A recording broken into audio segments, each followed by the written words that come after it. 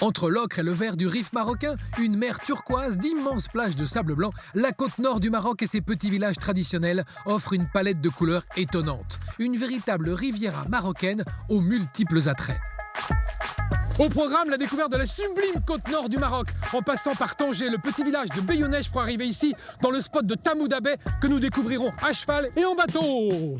Première étape de mon périple, la ville de Mdir dans la baie de Tamouda. Je découvrirai le long d'immenses promenades en front de mer une succession de cités balnéaires qui ont su garder toute leur authenticité. Et pour découvrir un autre aspect méconnu et inattendu du nord du Maroc, j'ai rendez-vous avec Sarah. Bonjour Sarah. Bonjour. Et aujourd'hui, on va découvrir l'arrière-pays avec ces gentils chevaux. Et ça, c'est mon cheval. Montés sur ces petits pur-sang arabes, nous traversons avec Sarah une immense forêt de pins et d'eucalyptus à travers un paysage de montagne. Tu sais, Christophe, ce qui est spécial ici, c'est que ça reste toujours vert. 365 jours. C'est le même paysage durant toute l'année. Et enfin, devant nous, voici l'immense baie de Tamouda. Alors là, Christophe, ce qu'on voit devant nous, c'est toute la côte de la région d'Er. D'ici, on peut voir toutes les plages, en fait, de celles de Mder, de Kabila, Marina, jusqu'en arrivant à Fnedak. Et même les montagnes, ils sont fabuleuses ici. Est-ce qu'on peut dire que tu es amoureuse de cet endroit? Oui, bien sûr.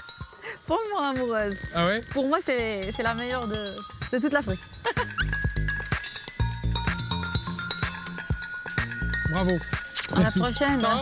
Ciao, bye. Ciao, bye bye. Retour ensuite sur la côte et ses 35 km de baie. J'ai rendez-vous à la toute nouvelle marina de Kabila avec Nicolas, un Français installé ici. Il m'a promis une découverte de la riviera marocaine en bateau.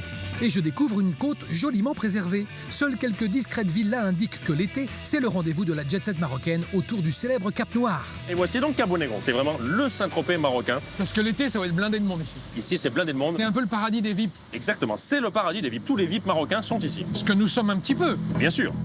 Avant de rentrer à la marina, Nicolas tient à me montrer le petit port de pêche de Mdir, resté dans la tradition. Le Maroc a vraiment une volonté de se moderniser. Nous avons des infrastructures ultra modernes, donc des marinas comme Kabila. Mais on a aussi une volonté profonde de conserver la culture marocaine et la tradition.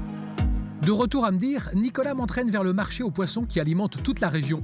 On peut y acheter son bar ou sa sole, aller le faire cuisiner par le chef d'un hôtel voisin et le déguster au bord de la piscine, un moment privilégié.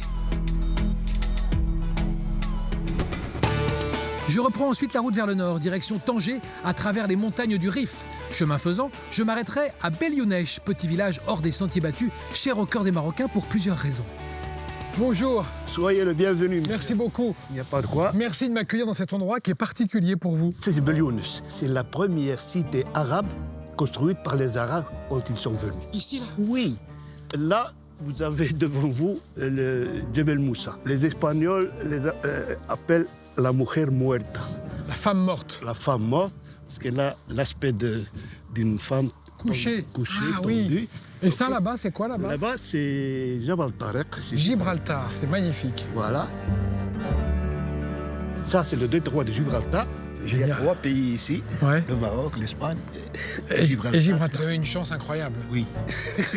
Ici, c'est un lieu qui est cher à votre cœur. Voilà.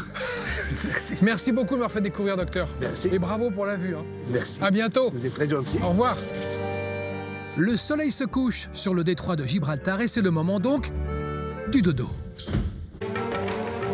Le lendemain, après une rapide séance de sport nautique, je reprends la route pour Tanger, à la recherche du plus beau point de vue sur cette superbe ville.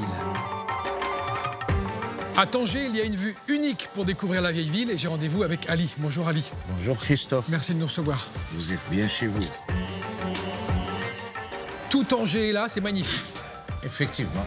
Ça, c'est la vieille ville. Ça, c'est la vieille ville. Ça, c'est les souks. Là, on a le port.